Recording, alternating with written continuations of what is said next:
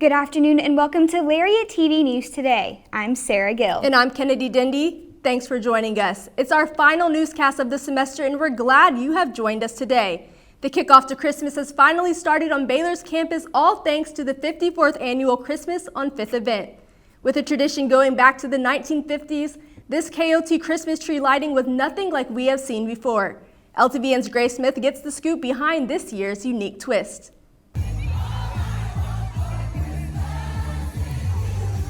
Baylor University is beginning to look a lot like Christmas, and with that comes the annual Christmas on 5th celebration. I spoke with KOT chairmen who tell me that they have prepared months for this event.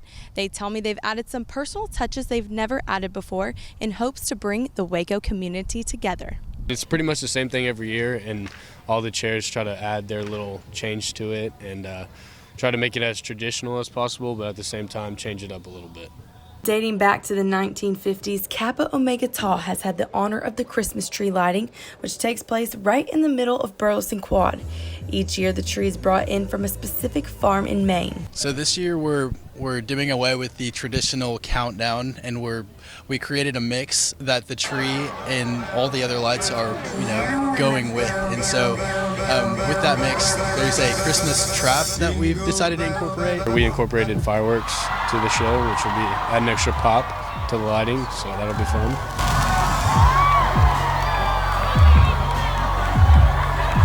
All the proceeds of the event go to Unbound, a local organization which works to prevent human trafficking by bringing awareness to the community. One of our goals this year was to make it fun for the whole family, whether you're a little kid or an adult. So we got face painting for the little kids, just something fun for them to do. And then for the adults and the teenagers, we have a concert after with Christmas music and just different kinds of music. What a great way to kick off this holiday season. For Lariat TV News, I'm Grace Smith. The Texas Department of Transportation is urging everyone to drive safely with the new hashtag In the Street campaign. As we approach the end of the year, nearly 3,000 people have died on Texas highways. Last year, we were just short of 4,000 deaths. The number is decreasing, but there have been more than 60,000 deaths on Texas highways since the year 2000. TxDOT's Ken Roberts tells us the significance of the date, November 7th. November 7th of 2000 was the last day in Texas that there was not a death on one of our roadways. What we want to do is we want to end the streak and have a day, maybe ideally more than one day, when there are no fatalities on Texas roadways by 2050. To many, wearing a dress is fashionable, but to the founder of one organization hoping to fight human trafficking, it is a movement. Blythe Hill is the creator of the Dressember Foundation that helps restore freedom and power and encourages individuals to wear a dress for 31 days in December. Thousands of advocates will come together to take on this challenge while raising money that will help contribute to ending slavery. Here at Baylor, I know our teams have raised almost close to 1,000 just in the first 4 or 5 days, which is really awesome. And so all of the funding goes directly to fighting human trafficking. Dressember takes all of the money and divvies it up to a multitude of organizations that fight human trafficking, one of which being International Justice Mission, who I work with here on campus. That goes into try and fix broken justice systems and do rescue missions and those sorts of things. To join the movement, you can sign up at dressember.org. For most Baylor freshmen, adjusting to a new environment and making friends is a priority their first year on campus. But one San Antonio freshman had a much bigger issue to deal with, enduring a medical battle. Here's her story. Freshman Sequoia White and Professor Dr. Lee Lighthouse have more in common than just Baylor. They are both cancer survivors.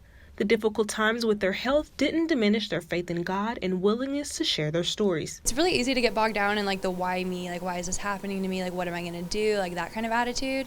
Well, I think I've really learned how important faith is in my life and how really when you have nothing, you're so sick, you're so your health is gone, what you can do is gone, you can't do anything, really God really has you in that moment. By the grace of God, I survived, and I felt like I was just put here to not only help others understand how to maybe prevent cancer or improve their treatment response during cancer, but just to help others in general go through this difficult time in life. Now helping lead a cancer research lab, her own diagnosis shaped her passion to help others prevent cancer. I know it sounds simple and people don't want to hear that, but it's really as simple as eating most of your food from fruits and vegetables and whole grains.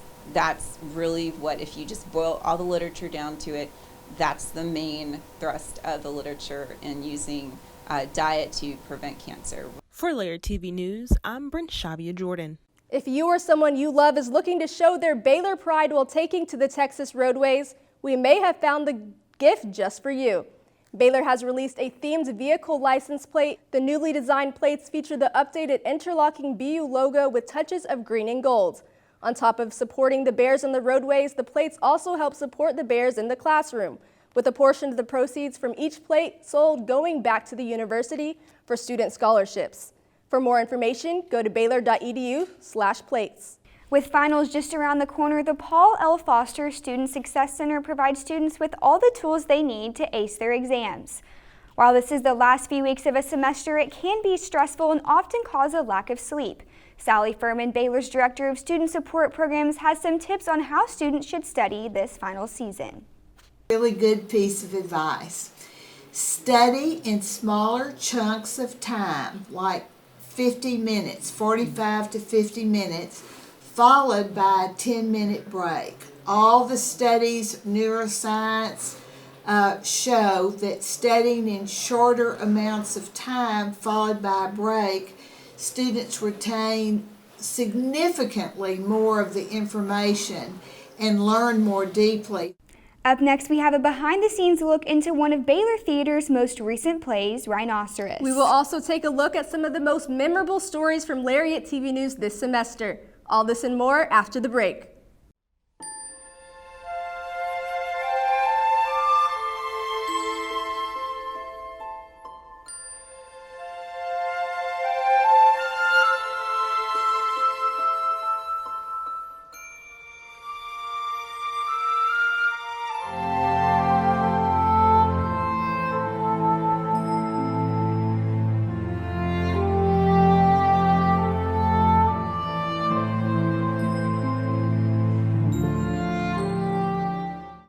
Baylor's theater department is showing their third production of the semester, Rhinoceros. The show is part of their Gold series, which represents a bigger production with complex design. I have a behind-the-scenes look of the play from the perspective of the cast and crew. The theater production Rhinoceros has a cast and crew with a vast array of experience. So this was my first main stage at Baylor. I got to work with a lot of my best friends, which is super cool and something that not a lot of people get an opportunity to do. Not only was this her main stage debut at Baylor, she also found out she had mono 2 weeks after rehearsals began. I went to the doctor as soon as I had symptoms, and they tested me and they told me, and I cried. There was a little freak out, but the cast and the director were so understanding. Rhinoceros is filled with moments that any audience member will enjoy. It has some really hilarious moments, and then it has some romance. Ray is playing the role of Daisy. I am the love interest of the main character. Told you there was romance.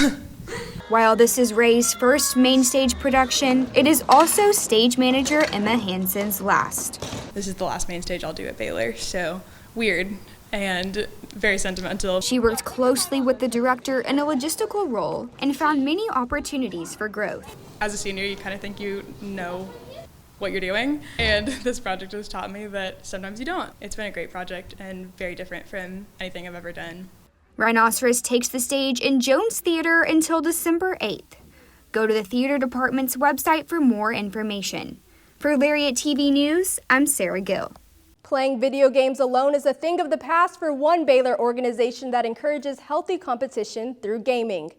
OSO Esports was created in 2017 and even provides the opportunity to compete in tournaments at the collegiate level. The group currently has 60 active members and is on the lookout for more who want a relaxing experience in community.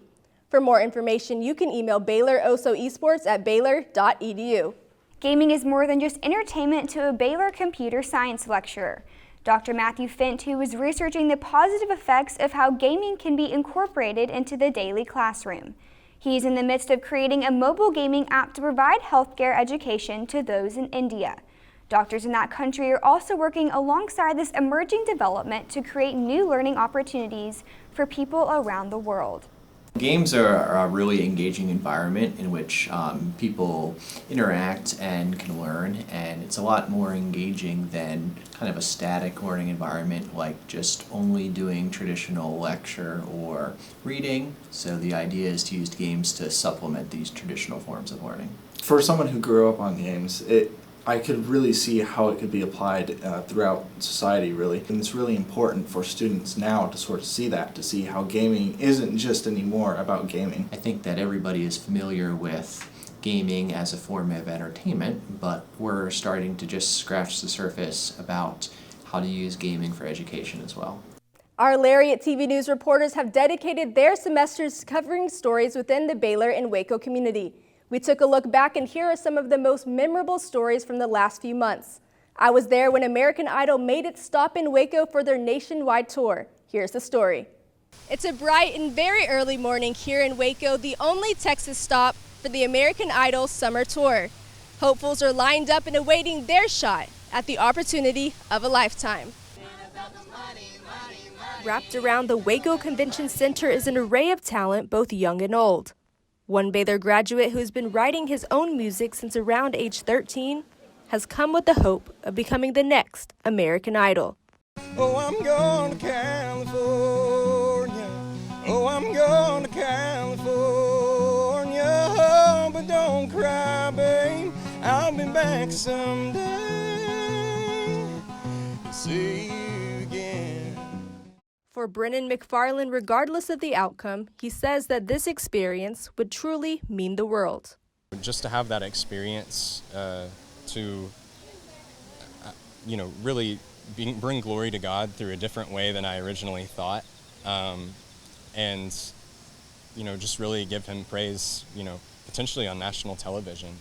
And even the Texas heat can't stop a voice from being shared. I heard a choir singing. If this ain't love, it's clear to see.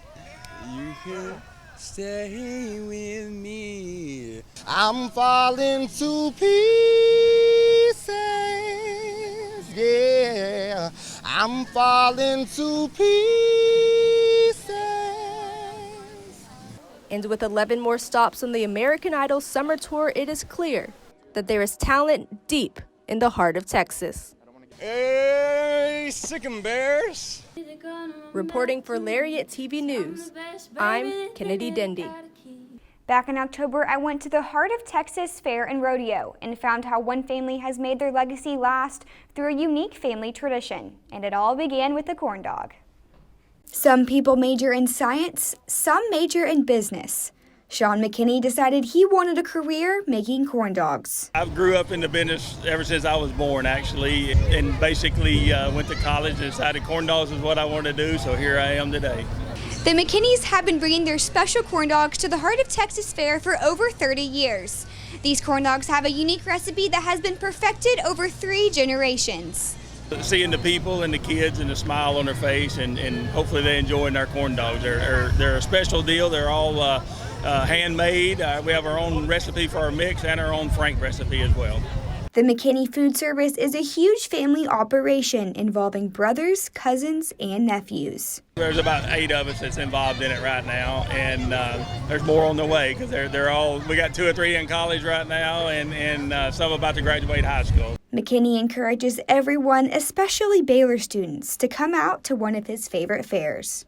We see quite a few students from Baylor here. I mean, we'd like to see more as always. This is a great fair. We do a lot of fairs all over the United States, and this is one of our favorite fairs here in Texas. So everybody needs to come out and enjoy the rodeo. We've got a big carnival here at this event, and get a corn dog. They're one of a kind. For Lariat TV News, I'm Sarah Gill.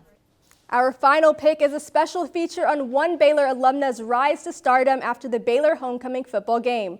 LTVN's Igor Stepchinsky sat down with this Baylor Bear and heard about her passion for her alma mater throughout the years. One proud Baylor alumna went viral on the internet for dancing on the top of her seat. Meet Beverly Denny, the viral internet dancing grandma, a graduate from the class of 1953. Oh my goodness, we had such a good time. It was just such fun. I'm such a fan. I always want us to win, but it couldn't have been more exciting. 2 overtimes. He's a handsome green and gold guy.